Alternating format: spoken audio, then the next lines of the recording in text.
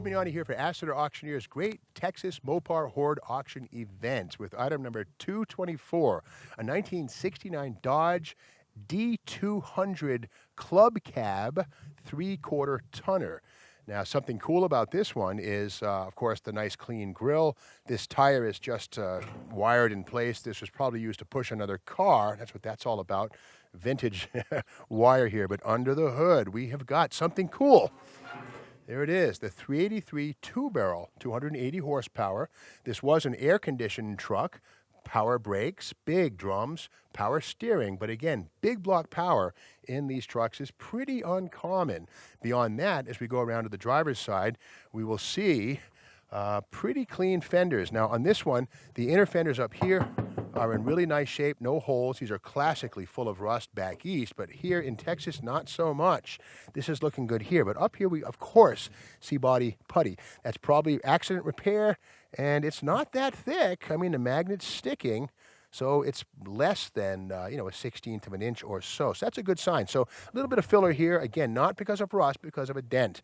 Going back here, the original paint on this one, this is a camper special fender, so not the original fender of the truck. This is not a camper special, but with that said, this fender is pretty nice. A little bit of bubbles there, but pretty good underneath. Now, the core of this vehicle, of course, right here, the cab, we have a Texas suntan here, no problem. That's just a surface anomaly, not a big deal at all.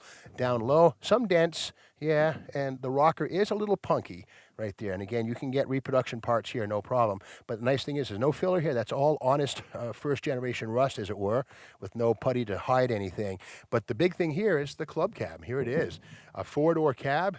Dodge was one of the first in the big three to launch a four-door cab, so the entire crew could get to the job site without taking two vehicles. You just jump in one, all six of you go off to the work site. This one, of course, is a column-shifted 727 heavy-duty torque flight automatic. The dashboard is pretty nice. The radio's missing, but that's okay. The steering wheel has the horn ring, deluxe steering wheel on this one. The floor does have some rust, but again, we can get patch panels for those, not a really big deal. Again, it's all about this cab, a very rare four-door. Let's pop this door open and see inside the back.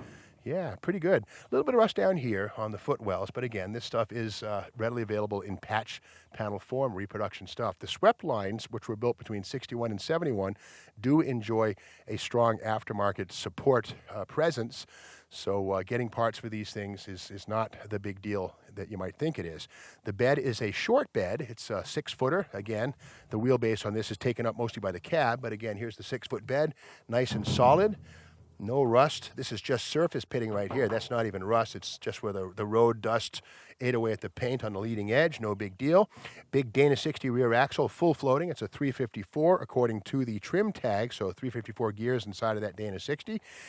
The rear of the bed is nice, pretty solid. Aftermarket rear bumper, big monster of a bumper, heavy-duty piece. Jump on that, stand on it. It has, what is this, New Mexico license plates, Land of Enchantment from way back when, not sure what year. Oh, 75, look at that. So it's been off the road for a while. The tailgate looks pretty solid, very nice here. Magnet wants to stick all the way up and down. A little bit of pitting here. The rust, another couple of years that'll come through, but that's still very, very solid. And then running down the passenger side, we have got more of the same. And again, lots of Texas suntan happening up high. A little bit of a hole right there, but that's a tear, not a rust hole. I'd rather see a tear than corrosion right there. Something ripped that, but whatever. It's a work truck. What do you expect? The fender here down low on the side of the bed, really nice, really solid. Good stuff. A little bit of a dent right there, but again, dents, I'll take them over rust any day.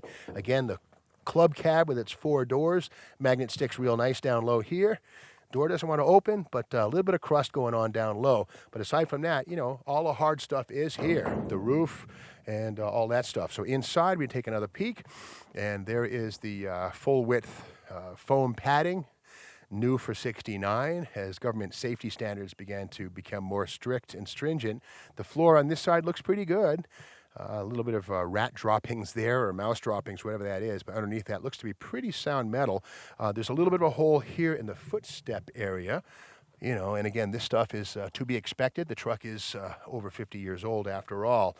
But with that said, it's pretty solid. And again, a very rare combination of the four-door cab and the 383 big block engine. So that's the story of item 224, a 1969 Dodge D200 four-door big block pickup truck. Bid accordingly.